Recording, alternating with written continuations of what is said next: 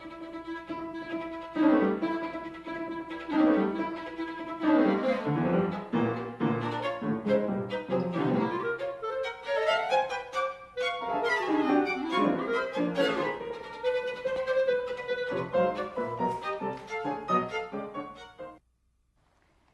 and welcome to the Drexel interview.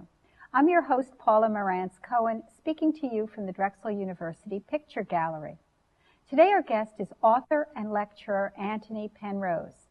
Antony Penrose is the son of two important figures in the history of art, the photographer Lee Miller and the painter and biographer Roland Penrose.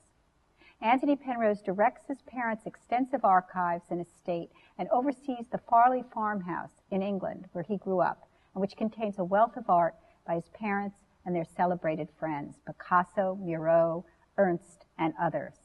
Antony Penrose, welcome to the Drexel interview. Thank you. Well, you are the product of a very rich and I guess eccentric legacy in both your parents. And I'd like to talk a little bit about them both, starting with your mother, Lee Miller. She was born in the States, in Poughkeepsie, New York, and she went on to become first a model for Vogue magazine, and then a photographer, and particularly a war photographer. I wonder if you could address this dichotomy. It seems, to be a model, to be the object of the gaze, so to speak, and then to become what seems to be diametrically opposed to that, a photographer of war. How do you account for that in your mother's history? Lee Miller really became a war photographer because she felt that this was the only way that she could make a contribution to the war effort. She was very conscious while she was sitting in Britain that her good friends, the people that she loved most in the world, were in Paris under Nazi occupation, and she wasn't going to sit around and do nothing. And as a woman, nobody was going to give her a rifle, so she picked up her camera instead, and that became her weapon of choice, of truth. And she got to be good with that camera because she had begun her life as a model.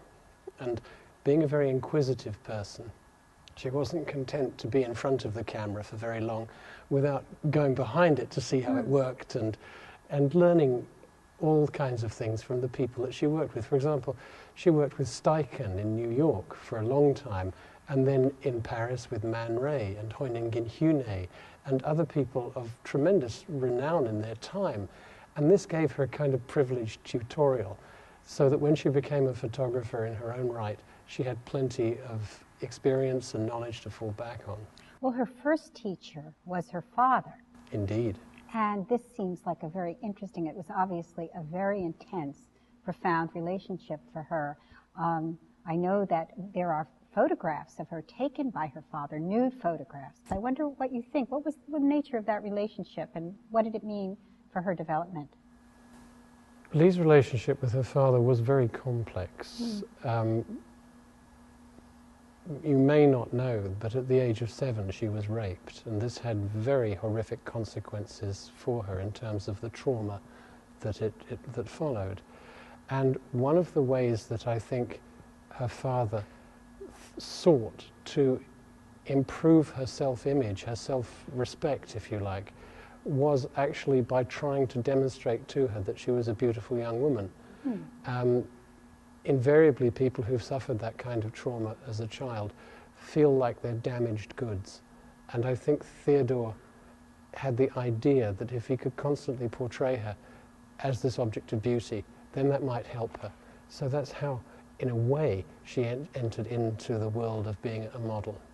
That's a wonderfully loving way, I guess, of understanding what I guess was a very loving relationship between her and her father. But some people would say it seems rather perverse. It's a relationship which today we find very hard to understand. I mean, I have daughters, and there's no way in the world I would think of shooting that kind of picture of them. But circumstances alter cases. I have no evidence to take it beyond that. And I think that certainly when we look back at it, Lee's relationship with her father was very important to her, right to the end of his life. Yeah. And she was devoted to him. He was probably the only male constant in her life. Well, that brings us to your father, Roland Penrose. I guess you're saying he was not a constant in her life. I do want you to tell us a little bit about his art. She was a photographer and became quite celebrated. He was an artist. His father was an artist. Yes. He was from a British family, Quaker family. That's right. But he became involved with the surrealist circle before World War II. And I wonder if that avant-garde art was a kind of break from his family background, or was it an extension of what he had been brought up with? Well, it was in a way both an extension and a break, but principally it was a break because he had felt very repressed by his family background, and his way of escaping was to go to Paris and become an art student. And luckily for him, he had the most incredible stroke of luck. The people he hung out with at that time were a very impoverished bunch, and among them was Braque, Picasso, Miro, Max Ernst. A nice group to hang out with. Yeah, choose those who you hang out with wisely, and a lot comes your way. And he became very friendly with these people. He also, when he found the movement of surrealism, he realized that this is actually what was meaningful to him in his life. It was more than just an art movement. It was a way of life. It was founded on the principles of freedom and justice and respect for others, and all of those things chimed with him. Okay. It's interesting, when we say British surrealist, it almost sounds like an oxymoron. You don't, were there others? You're quite right, it was an oxymoron. And really, Roland went to Paris and he became a surrealist in 1925. It was more than 10 years later before he himself brought surrealism to Britain. And that was an absolutely monumental event. And at that moment, there were some surrealist artists in Britain, and it was Roland's kind of mission to go around and hunt them out wherever they were hiding and bring them together to make this huge exhibition in 1936. Well, that's interesting, because from what I read about your father, he was an organizer of sorts. He was involved with the founding of the Contemporary Art Institute in Britain. Yes. He was a trustee of the Tate. Yes. So in a sense, that goes against the grain in a way of some aspects of surrealism, I would think. Well, it does. It's very self-contradictory, because they were very kind of anarchic and iconoclastic, and they didn't stand for huge organization and things like that. But Roland had an ability to make effective compromises without giving important things away. And he was the kind of person who was well known for building bridges, often between warring fractions. And believe me, the surrealists loved to fight each other as much as they loved to love each other. And so he was known for being a kind of natural diplomat. And I think probably one of the most spectacular achievements was bringing the Surrealist exhibition to London in '36.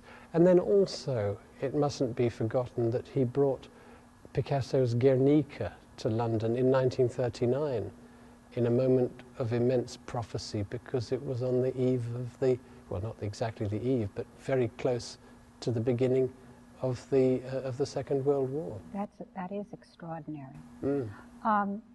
You say he was a mediator, he was a compromiser, he was an organizer, and in a sense he brought, was he responsible for people gathering at the farmhouse, Farley Farmhouse, where you grew up, which was a center, an artistic center during that period around your parents? Very much so.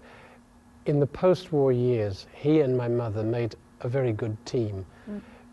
During the week, they would be in London or Paris together, and they'd be meeting all kinds of artists and other people at the ICA or through the British Council in Paris and so on. And Roland would bring them to Farley Farm, and that's where Lee came in, because she was very, very good at making a wonderfully friendly atmosphere. It was that kind of American easygoing quality, and she just made everyone feel at home, and she loved cooking. It was actually cooking that saved her life in the post-war years, because it was a wonderful form of creativity that she could do. And she was really inventive.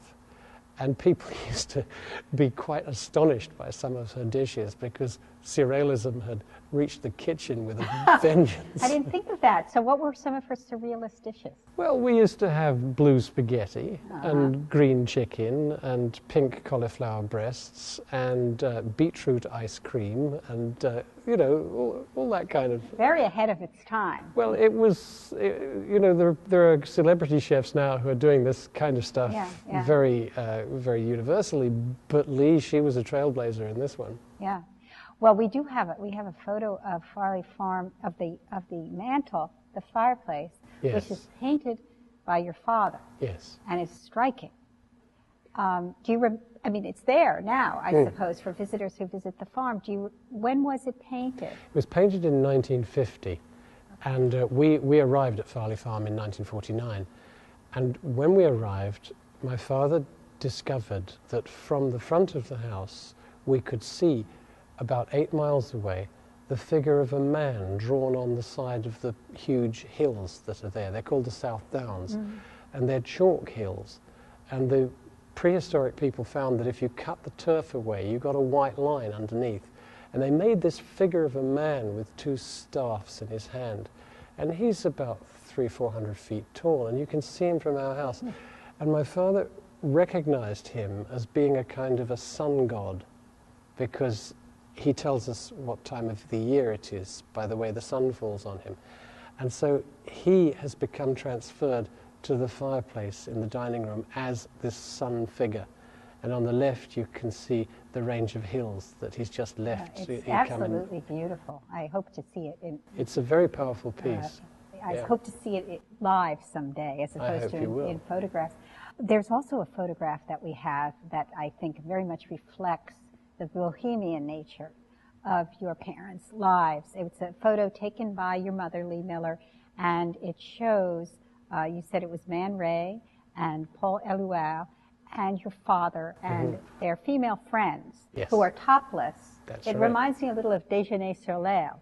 Indeed, and I wonder if that was in mind when they posed for it, or whether they were just, that's the way they felt like posing, sitting. I don't think they had Déjeuner sur l'herbe very much in their minds at that moment. What was of more greater concern to them was just having a wonderful occasion all together. And, you know, they just had this way of being able to celebrate life and enjoy each other and make the best of circumstances. It has to be said that Picasso was also there at that moment, although he doesn't appear in that picture. And he had just come from finishing painting Guernica. Everybody knew the drums of war were rolling, and that across the Pyrenees inside Spain, the Spanish Civil War was really going very badly for the Republicans. And, you know, the whole thing was, everybody knew it was like a powder keg with a burning fuse. And I think that's actually what prompted that fantastic...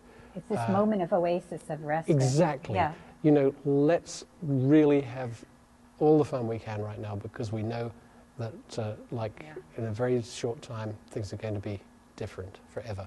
Well, yes, and they were. But you mentioned Picasso, and it's a figure that we are interested in. And you yourself, we have a photograph of you as a boy sitting on Picasso's lap, and you tell the story in your book, in one of the books that you've written about your parents, that you bit him, and he bit you back. He did. And then you say you wish you had a scar so you would have an original Picasso on your body. You don't have a scar. I have looked very carefully and I can't find a scar. No Picasso. Yes. But you remember this happening? Well, I don't remember the biting bit. Okay. You see, when I was very young at that moment, but what I do remember was that he smelt good.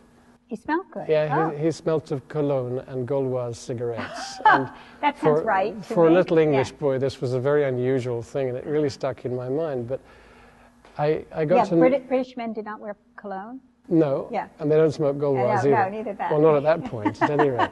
And also, they didn't do a lot of hugs and cuddles. And I remember, in a kind of vestigial way, the physicality of this person, because he was great on the hugs and the cuddles. And much later, when I was a bit older, we visited him several times in the south of France, where he lived.